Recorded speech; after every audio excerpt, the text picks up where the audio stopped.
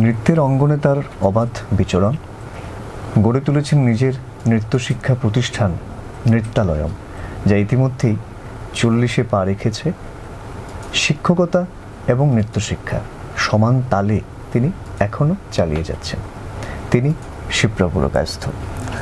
স্বাগত জানাচ্ছি ম্যাডাম আপনাকে। আপনার প্রতিষ্ঠান ইতিমধ্যেই 40-এ পা রেখেছে। 40টা বসন্ত পার করা চারটিখানি কথা নয়। আপনার একটা দীর্ঘ অভিজ্ঞতা রয়েছে, কিন্তু তারপরও আপনার কি এই যে নৃত্য শিক্ষা প্রতিষ্ঠান চালিয়ে যাচ্ছেন আপনি, নানা দিন প্রত্যেক দিন কি নানা চ্যালেঞ্জের মুখোমুখি হতে হচ্ছে? কারণ ইতিমধ্যেই তো আমাদের শহরে অনেক নৃত্য শিক্ষা প্রতিষ্ঠান কিন্তু গড়ে উঠেছে, কিন্তু তারপরও আমরা যখন আপনার ছাত্রছাত্রীদের অনুষ্ঠান দেখি, তাদেরকে আলাদাভাবে কি বলবো চিহ্নিত করা যায়। তো এই যে চিহ্নটা তৈরি করা, এটা নিশ্চয়ই সহজ নয়।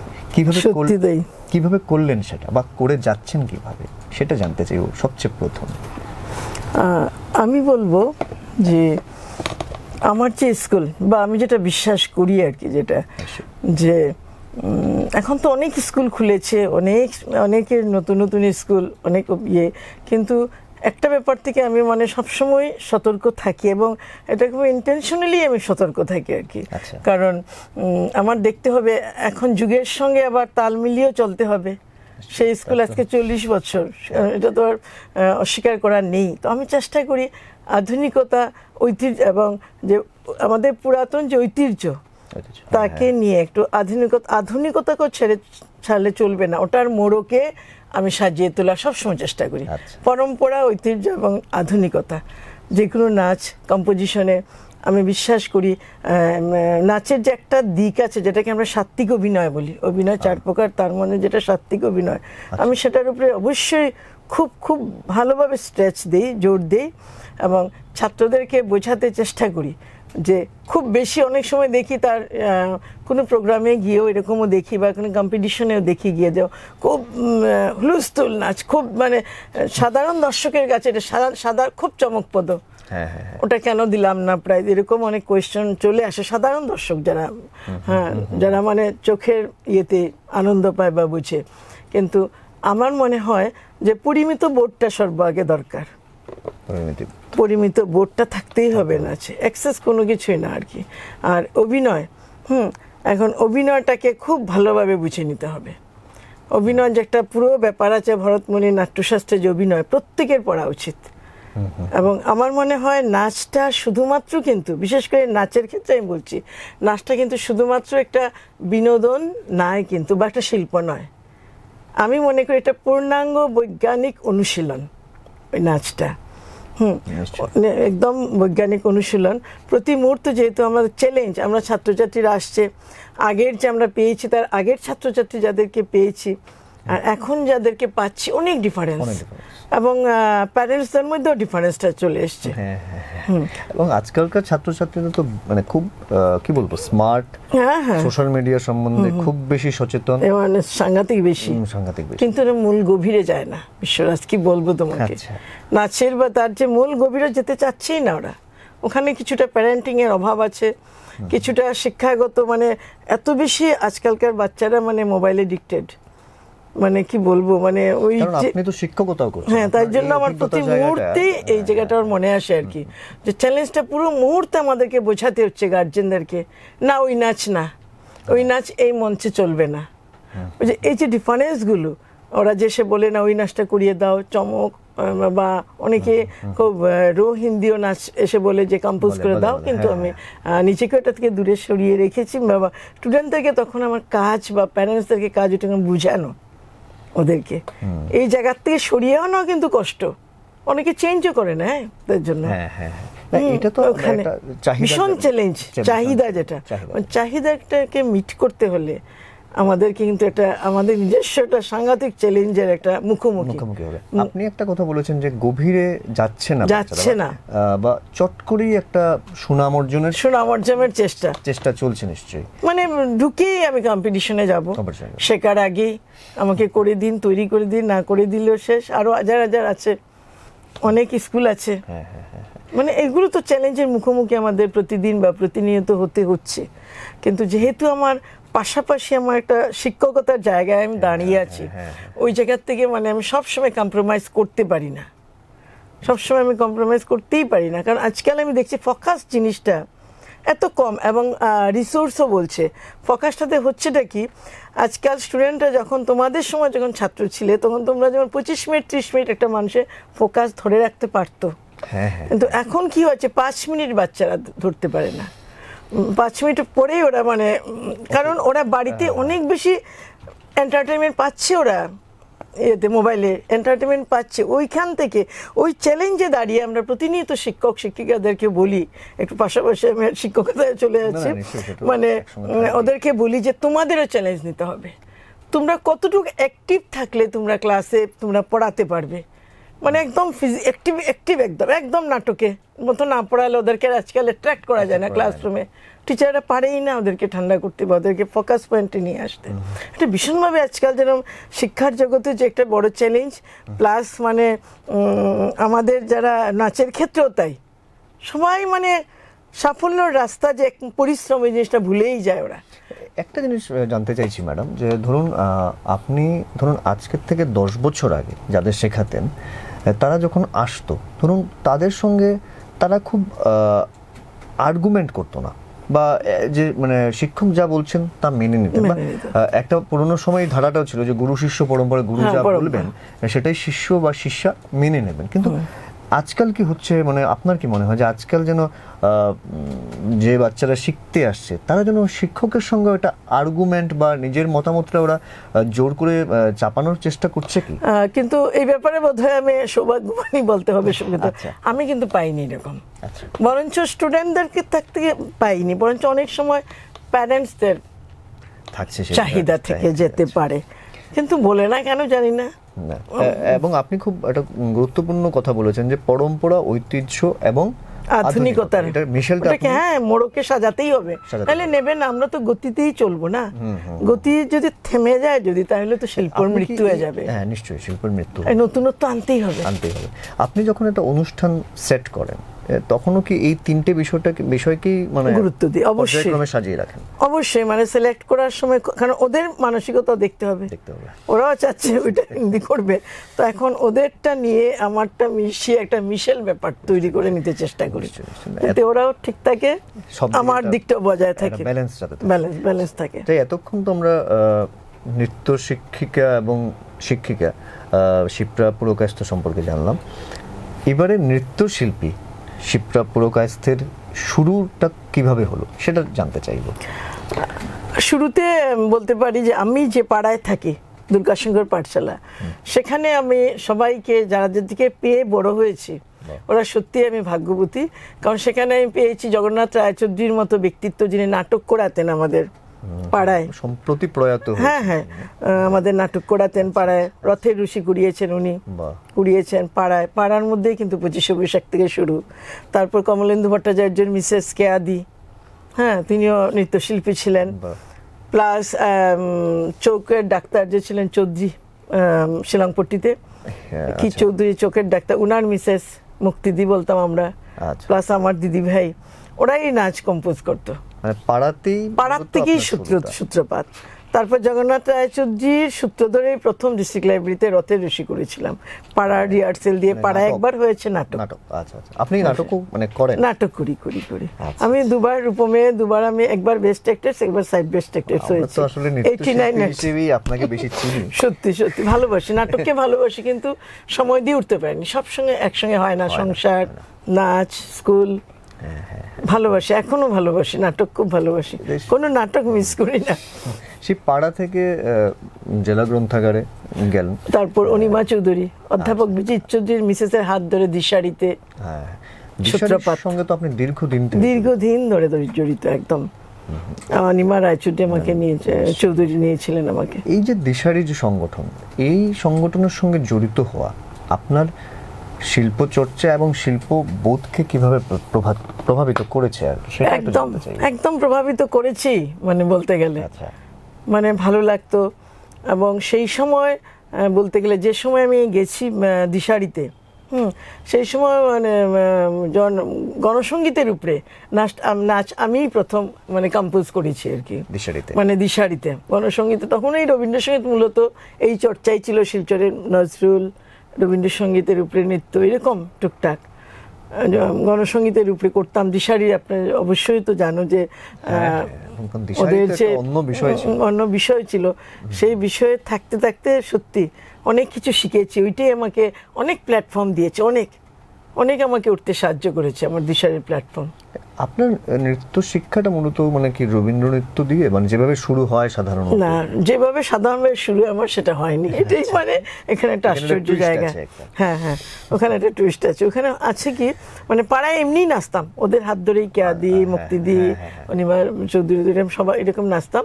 কোনো প্রথাগত শিক্ষা ছিল না। আচ্ছা।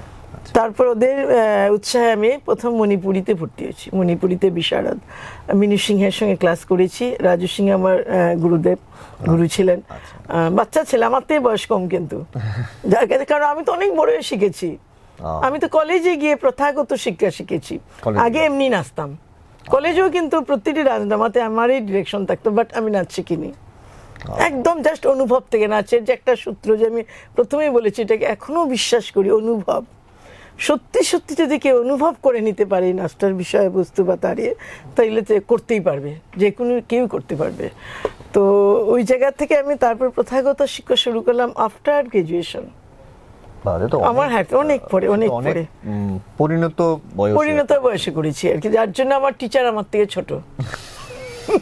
বিনোদী পড়েছিলেন, কিন্তু রাজু আমার থেকে ছোট ছিল। এই যে পরিণত বয়সে শিক্ষা, সেটা কি আপনাকে নিশ্চয়ই একটা বাড়তি সুযোগও দিয়েছে, মানে জিনিসটা বুঝে নিতে? হ্যাঁ, খুব দেখতাম শুরুতে। আমি প্রথম ডিডি ওয়ানে তখন চলতো ক্লাসিক্যাল নাইট, চলতো রাত্রে 11টা 11:30। ওটা আমি খুব দেখতাম, আমি অবজার্ভ করতাম। অবজারভেশন না করলে কিন্তু হয় না কিচ্ছু। খুব ভালো অবজারভেশন হলো শিক্ষার একটা অঙ্গ আমি মনে করি। শোনা, টিচারকে শোনা, পড়াশোনার জায়গায় টিচার কি বলছে ওইটাকে খুব শোনা, খুব মনোযোগ দিয়ে শোনা। একটু সময় যদি ফোকাস করে কেউ 10 মিনিটের ক্লাসরুমের পড়া, আমি সবাইকে বলি স্টুডেন্টদেরকেও, যে ক্লাসরুমে যদি তোরা 25 মিনিট ভালো করিস, যদি শুনিস শুধু, তাও কিন্তু তোর অর্ধেক শেখা এখানে হয়ে যাবে। বাড়িতে গিয়ে অনেক কম পড়তে হবে। তো ওই অবজারভেশন করতে করতে আমার ইন্টারেস্ট জন্মেছে, আমার খুব ভালো লাগতো নাচ। তারপর তো শিখলাম, তারপর চলে গেলাম আবার হঠাৎ করে আমার ওডিসি নাচটা। ওডিসি যখন দেখলাম, আসলেন শিলচরে, একটা ওয়ার্কশপ হলো, আমার তো এত ভালো লেগেছে আর কি। তার যে গ্রেসফুল ডান্স, তার যে তস্র মুভমেন্ট, তার যে একটা এক্সট্রা গ্রেসফুল ক্লাসিক্যালের মধ্যে, যে আমি খুব ওর প্রেমে পড়ে গেলাম ওডিসি ডান্সের। তারপর এটা আবার চেঞ্জ করে নিলাম, ট্র্যাকটাকে চেঞ্জ করে নিলাম, মণিপুরি থেকে ওডিসিতে চলে গেলাম। এখনো আমি ওডিসি নিয়েই কাজ করছি। ওডিসি শিক্ষাটা কি শিলচরে না শিলচরের বাইরে? মূলত শিলচরের বাইরে থেকে এসছে। বাইরে থেকে এসে ওরা ওয়ার্কশপের মাধ্যমে শিক্ষা, এবং পরে দিকে এটা খুব কন্টিনিউ করেছে আর কি, এবং এখনো এটা আমার কন্টিনিউ আছে ওডিসিটা। মানে একটা বিষয় খুব স্পষ্ট হচ্ছে যে মণিপুরি এবং তারপরে ওডিসি, মানে শাস্ত্রীয় নৃত্য শৈলীর প্রতি আপনার একটা ঝোঁক ছিল। কিন্তু আপনি তো অনেক সৃজনশীল বা ক্রিয়েটিভ ড্যান্স। হ্যাঁ, আমি বেশি ভালোবাসি, কিন্তু গণসঙ্গীত বা কোনো স্বদেশ পর্যায়ের এগুলো আমি বেশি কম্পোজ করতে আমি খুব ভালোবাসি। এটা মানে আমার সাংঘাতিক একটা এক্সট্রা। এটা আমার এই যে গণসঙ্গীত হোক বা যে সৃজনশীল যেগুলো করেন, এই যে আপনার শাস্ত্রীয় নৃত্যের যে শিক্ষা, সেটা আপনাকে কিভাবে সাহায্য করে? শাস্ত্রীয় নৃত্য ছাড়া তো কিছুই হবে না, নিশ্চয়ই না, বেশ তো লাগবেই।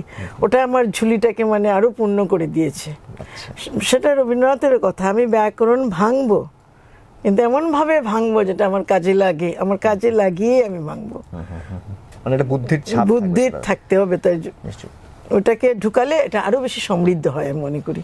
ক্লাসিক্যাল বেসটা যদি থাকে, তো যে কোনো নাচ কম্পোজ করতে অনেক নিয়ে আসে, এই যে রসদ যোগায়। হ্যাঁ, আপনি বলেছেন যে আপনি যে সময় ছাত্রদের পড়ান, তখন 25 মিনিট ভালো করে শুনলে পরে, মানে শিক্ষক বা শিক্ষিকাকে অনুসরণ করলে পরে সেটা খুব লাভ হয়। এই যে অনুসরণ, কিন্তু আমরা মানে যারা শিক্ষার্থী থাকি, যখন ধরুন আপনি পড়াচ্ছেন বা নৃত্য করাচ্ছেন, আপনাকে অনুসরণ করতে করতে হঠাৎ করে আমরা একটু অনুকরণের পথে চলে যাই। এটা নিশ্চয়ই আপনার সঙ্গেও হয়েছে। এই যে এই পথ চলতে চলতে আপনি আপনার গুরুদের অনুসরণ করতে করতে কিভাবে, মানে অনুকরণ না করে নিজের স্টাইলটা কিভাবে তৈরি করলেন? কারণ এটা একটু চট করে হয় না, না এটা চট করে হয় না, সাধনার একটা ব্যাপার। অনুসরণ তো করতেই পারে, তারপরে অনুকরণ না করে কিভাবে করতে হয়। আমার যেমন একটা খুব ভালো লাগতো অধ্যাপক, আজকে নাম নিতে হয়, উনি নেই, অধ্যাপক কমলেন্দু ভট্টাচার্য। ওনার যে পড়ার ব্যাপারটা প্রথমে বলছে, ওনার যে ওনার পড়ার স্টাইল, ওনার যে মানে ছাত্রদেরকে মোটিভেট করার, অ্যাট্রাক্ট করার যে একটা ক্যাপাসিটি ছিল, ওটাকে আমার ভীষণ ভালো লাগতো। আমি জানি অনুকরণ পুরা করা যাবে না একটা মানুষের, কখনো হবে না, একটা মানুষ যাবে না, কিন্তু আমার প্রতিনিয়ত মনে হচ্ছে ওনার মতো তারা হবে না, কিন্তু ওনার পথ ধরে চলা, এটা ইংলিশ গ্রামারের ক্ষেত্রে যে উনার পথ ধরে কিন্তু এখনো চলি, কিন্তু ওই পথটার একটু যে পথের যে পরিবর্তন, পুরা তো ওর মতো তো করতে পারবো না, তো ওই চেঞ্জটুকু তো আসবে, এটা অটোমেটিকই আসবে, এটাই নিজস্বতা, ওইটাই একটা নিজস্বতা তৈরি করে নেয়। চেষ্টা করলেও কারণ পুরো অনুকরণ করা যায় না, কিন্তু যাই বলো, এত মানে উনি ওর যে ইংলিশ গ্রামার পড়াতেন, সত্যি আজও ওনার জন্য মনে হয় যা ইংলিশ শিখেছি আমি অধ্যাপক কমলেন্দু ভট্টাচার্যকে এখনো আজকেও শ্রদ্ধার সঙ্গে স্মরণ করছি। আপনার মধ্যে দুটো সত্তা আছে, একটা তো যেহেতু আমি ব্যক্তিগতভাবেও আপনাকে শিক্ষিকা হিসেবে পেয়েছি এবং আপনি সেই সঙ্গে নৃত্য শিক্ষিকাও। অনেক সময় অভিভাবকদের একটা ধারণা থাকে যে নাচ বা শিল্পের মধ্যে যদি বেশি আমরা ঢুকে যাই তাহলে পড়াশোনা কিন্তু হবে না, পড়াশোনার 12টা বেজেই যাবে। কিন্তু আপনি তো একটা এক্সাম্পল সেট করে দিয়েছেন যে না, আপনি পড়াচ্ছেনও, আপনি নৃত্য শিক্ষাও দিচ্ছেন। আপনি এই দুটোকে কিভাবে ব্যালেন্স, শব্দটাই বলবো, ব্যালেন্স করলেন কিভাবে? আচ্ছা, ওটা আমি আমার গার্জেনদেরকে, মানে যারা মানে আমার প্যারেন্টসদেরকে মেইনলি বলছি, মানে বা গার্জেনদেরকে এটাই বলতে চাচ্ছি যে যে কোনো শিক্ষা, সে নাচ হোক গান হোক, শিক্ষা কিন্তু তার কিন্তু পড়াশোনা করতেই হবে, সেই নাচ হোক আর গান হোক। আজকে নাচের কথাই ধরুন, নাচের মধ্যে ফিজিক্স আছে, কেমিস্ট্রি আছে, মস্তিষ্ক আছে, 2-3টা কাজ করছে কিন্তু নাচে। মস্তিষ্কের প্রতিটি অংশ কিন্তু কাজ করছে একমাত্র নাচের মাধ্যমে। আমরা যখন নাচের মাধ্যমে বোঝাই আর কি, ওদেরকে বোঝাই যে পড়াশোনা না করলে নাচও ভালো করতে পারবে না। হ্যাঁ, ওটা ভালোটাই খেয়াল রাখতে হবে। মস্তিষ্কের ব্যাপারটা দেখুন, যারা নাচ করে মস্তিষ্কের প্রতিটি অংশ কিন্তু খুলে যায়, কাজ করে, অন্য ইয়েতে হয় না। ডানটা, আমরা দুটো ব্রেনের ডানটা বামটা আছে, ওইটা করলে ওইটা ওপেন হয়, এটা হলে এটা ওপেন হয়, কিন্তু নাচে একমাত্র দুটো সাইডের খুব ব্যালেন্স রাখে, মস্তিষ্কের ভারসাম্য রক্ষা করে, সমন্বয় রক্ষা করে।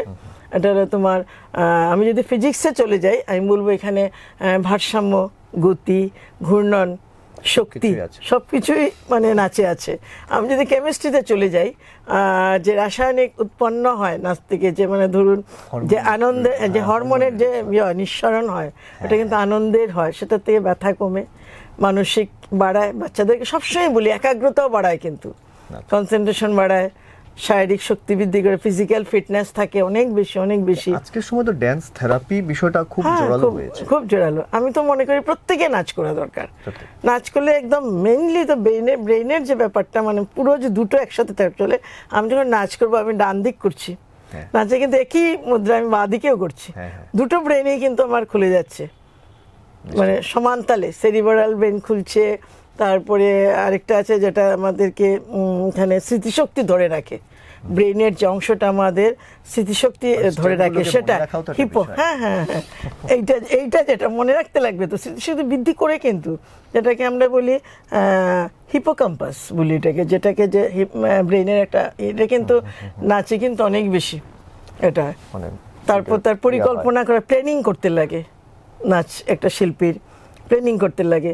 তারপরে একটা সিদ্ধান্ত নেওয়া কিন্তু অনেক বেশি আমার মনে হয় বেশি আসে নাচটাকে। আমি মানে তাই সবাই এটাকে বলি, তার জন্যই আমি বলি এটা একটা পূর্ণাঙ্গ বৈজ্ঞানিক অনুশীলন নাচ। নিশ্চয়ই অনেকেই মানে ভাবেন যে সমবেত নৃত্য থেকে একক নৃত্য, সমাজে গিয়ে বেড়ায় অনেক বেশি সেটা থাকে, কিন্তু আমরা প্রথমে মানে অনেকের এরকম একটা চাহিদা থাকে ভেতরে, প্রথমে আমি একক নৃত্য করব এবং দর্শকের দৃষ্টি আকর্ষণ করব, কিন্তু একদম ভুল। গ্রুপ ডান্স থেকেও কিন্তু যে মিডিলে যে ভালো নাচবে বা যার এক্সপ্রেশন ভালো, দর্শক ওকেই দেখবে, এটা একদম ভুল আর কি। মনে করে একা নাচলেই বোধহয়, মানে এটা চাহিদা থাকে। এখনকার মায়েদের তো অসম্ভব চাহিদা এই ব্যাপারে, একদম বলে লাভ নেই। তবে যারা বুঝে গেছে ওরা কিন্তু আর বলে না। আজকে এত দিন থেকে আপনি ধরুন নৃত্য শিক্ষায় রয়েছেন, আজকের সময় দাঁড়িয়ে তো আমরা দেখি যে চট করে এটা রিল তৈরি করাও যায়, যেটা খুব ক্ষণস্থায়ী একটা ব্যাপার। এই প্রশ্নটা আসলে বারবার ঘুরে ফিরেই আসে, কারণ প্রত্যেক শিল্পী, প্রত্যেক শিক্ষক বিষয়টা কিন্তু খুব সামনে থেকে দেখছেন এবং ফেস করছেন।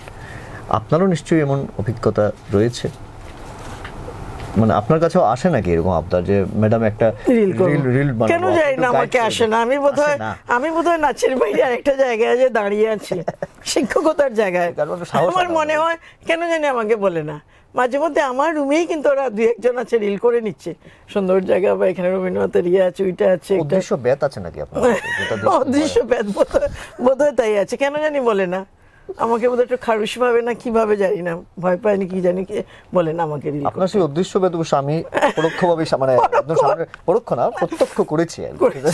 অদৃশ্য ব্যাত এমন একটা থাকে, মানে ভয় পেয়ে তো কিছু হয় না, ওদের মধ্যে ভালোবাসা। ওদেরকে কিছু, আমার মনে হয় নাচের ক্লাস বলো, পড়ার ক্লাসে বলো, শুধু পড়ার কথা আর কোনো নাচ নিয়ে অনেক কিছু বলতে হয় ওদেরকে, এবং সেই বলাটাই বোধহয় ওদের, আমার মনে হয় এটা কাজ হয় বেশি। যেহেতু আপনার মোটিভেশন করা, নিশ্চয়ই নিশ্চয়ই, যেহেতু আপনার শিক্ষকতার মধ্যে জড়িয়ে আছেন, চাইল্ড সাইকোলজি বিষয়টা তো আপনি বহু দিন থেকে খুব সামনাসামনি দেখছেন আর কি। আগের যে চাইল্ড সাইকোলজি ছিল আর এখনের চাইল্ড সাইকোলজির মধ্যে কি পার্থক্য আকাশ পাতাল? আকাশ পাতাল তো বলতেই হবে, কিন্তু একটা জায়গায় তো ঠিক, চাইল্ড তো চাইল্ডই, সে এখনের চাইল্ড হোক আর তখনকার চাইল্ড হোক, একটা জায়গায় পয়েন্ট, এখানে সবাই এক, কিন্তু তফাৎ আছে, অনেক তফাৎ আছে। ওদের করে আজকাল ওদেরকে মানে পুরো কন্ট্রোল করা অনেক অনেক চ্যালেঞ্জিং এর ব্যাপার। দুটো দিকেই বলছি, নৃত্য এবং শিক্ষা। হ্যাঁ, দুটো অনেক চেঞ্জ। আমরা কি বলবো, প্রতিদিন কাউন্সিলিং এ বসলে যা যা গল্প শুনি, মানে এখানে সারা রাত গল্প বললে গল্প শেষ হবে না। এটা প্যারেন্টসদের জানো অনেক কিছু, তার জন্য অনেকটাই দায়ী আমরা প্যারেন্টসরা। কিন্তু শুধু এখনের চাইল্ড বাচ্চারাই নয়, কিন্তু ওই বাচ্চারা তো দেখে আসছে না, চলে আসছে তো। তো আমরা ভুল যে শুধু বাচ্চাদেরকে দোষ দেই, ইয়াং জেনারেশনকে দোষ দেই, ওটা প্যারেন্টদের মধ্যে অনেক আছে এখনো। মানে আমার গতকালকের ঘটনা, একজন গার্জেন এসছে, এটা আমি ছোট্ট গল্পটার মধ্যে একটু বলে নিই। গতকালকে ঘটনা, সে বলছে আবার এসছে গল্প, এটা আরেকদিনও বলে গেছিল, আবার একটা কেস স্টাডির মতো, ওটাকে একটা কেস স্টাডির মতো। গার্জেন বলছে, এসে আগেও বলেছে, এবারও বললো, এসে আবার সেম গার্জেন, ক্লাস 2-তে পড়ে, এসে বলছে ম্যাডাম কি করব, কোনো মতেই তো পারছি না, ওরকম রাত্রেবেলা আমি ঘুম থেকে উঠি, দেখি উনি বাথরুমে গেছেন, উনি ঘুম থেকে এনে দেখেন ওর ছোট বাচ্চা মেয়েটা ব্যাট কাভারের নিচে মুখ লাগিয়ে মোবাইল দেখছে। ছোট বাচ্চা 2, রাত্রে 2:30। আচ্ছা, বোঝো কি কত বেশি সময়, মানে। তারপর আমি জিজ্ঞেস করলাম আপনি কি দেখেন? ওনার মাকেও নিয়ে আসবেন বললাম, তারপর আমরা কাউন্সিলিং করলাম। ওরাই তো ওরাই দেখেই তো শিখছে।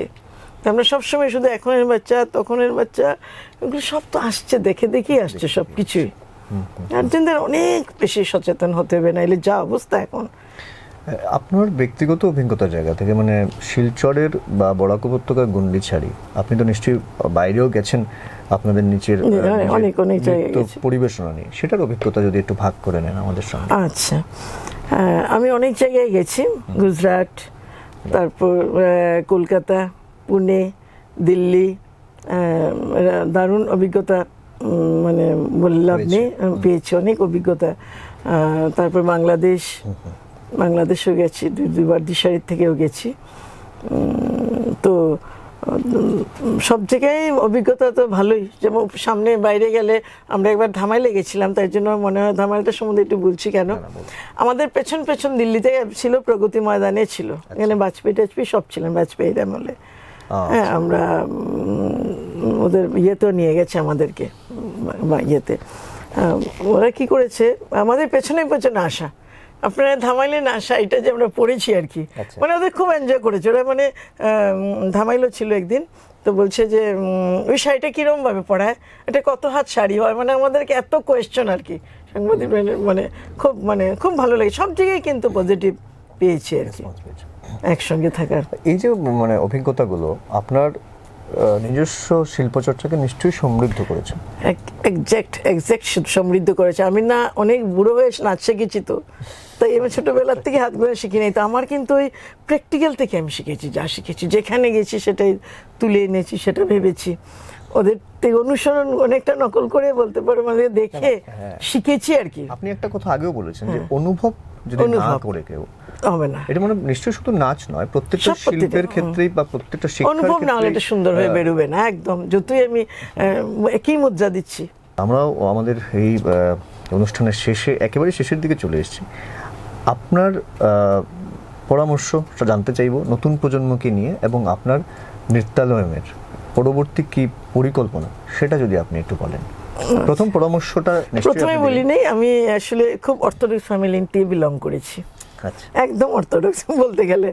তো সেখানে আমাকে বলতে গেলে বীরচৌধুরী, কমলেন্দু ওদের হাত ধরে বেরিয়ে এসছে আর কি, একদম অর্থোডক্স ফ্যামিলি। তারপর পরবর্তী জীবনে বৈবাহিক সূত্রে যেমন সব্যসাচী পুরকায়েতের হাত ধরেই মানে মূলত বলতে পারো মানে আমি একটা ক্ষেত্র পেয়েছি আর কি, কারণ ওইখানে আমার এবং আপনাদের বিয়ের আগে শৈল্পিক দাম্পত্য সত্তা যেটা মানে রয়েছে, ও থাকায় মানে এটা হয়েছে, নাইলে হয়তো আমি আরো এগোতে পারতামই না যদি হেল্প না পেতাম। কিন্তু আজকে যারা নতুন নাচ শিখছে বা শেখার পরিকল্পনা রয়েছে, তাদেরকে আপনার পরামর্শ কি দেবেন? আমি তো প্রথমেই তো একটা কথা বলবো, যে প্রথমে যে নাচটা করবে বা যেটা সেটাকে পড়তে হবে, বারবার আগে ফিল করতে হবে, অনুভব করতে হবে, তারপর কম্পোজ করতে হবে। কম্পোজে অনেকটা দূরে, আরো দূরে আগে বুঝতে হবে আমার কি বলতে চাচ্ছে, কারণ আমার নাচ তো আমার হাত পা মুখ অভিনয়ের মাধ্যমে আমার বুঝাতে হবে। তো ওই ফিলিংসটা যদি আমার না আসে তো অসম্ভব, সেটা কোনো ভালো নাচ হবেই না। সবাইকে বলি আর কি, অনুশীলন করতে হবে। সাফল্যের চাবিকাঠি একমাত্র পরিশ্রম, ওইটা এক নম্বর। আমার পড়ার ক্ষেত্রেও বলছি, নাচের ক্ষেত্রেও বলছি, পরিশ্রম না করলে কোনোটাই কিন্তু সম্ভব হবে না, অসম্ভব। সেই সাফল্যের শিরায় মানে চূড়ায় উঠতেই পারবে না, একদম না, কখনো না। আর নৃত্যালয়ের কোনো পরিকল্পনা রয়েছে নাকি এর মধ্যে? আপনারা তো সারা বছর থাকে অনুষ্ঠান, তবে এই বছর যেহেতু আমাদের 40, তো তাই আমরা একটা শুরু করেছি, আমরা অনেকটাই পরিকল্পনা আছে। একটা আমরা শিলচরে যারা এটা পরবর্তীটা আমি এটাই ভাবছি যে পরবর্তী যারা নৃত্যের যারা টিচার আছেন, যারা মানে এখানে তাদেরকে নিয়ে একটা প্রোগ্রাম করবো আর কি। এটা আমার পরবর্তী প্রোগ্রাম, ওটা মোটামুটি একটু চলছে। তাছাড়া আমি মমতা শঙ্করকে আনিয়েছিলাম প্রথম শিলচরে, তার 22 টিম নিয়ে এসেছিলেন। তো উনিও আবার মানে ইচ্ছুক আর কি, আবার এইবার আনতে পারে না, মানে আনতে পারি আর কি, মানে ওনাকে এইবারও আনতে পারি, কারণ উনি ওই সময় খুব ভালো প্রোগ্রাম করেছিলেন, বিরাট ট্রুপ নিয়ে এসেছিলেন, 22 জন প্রায়। ওনাকে আনার ইচ্ছে, দেখি কি করি। এটা লাস্ট প্রোগ্রামটা, এই কামনায় রইল। অসংখ্য ধন্যবাদ।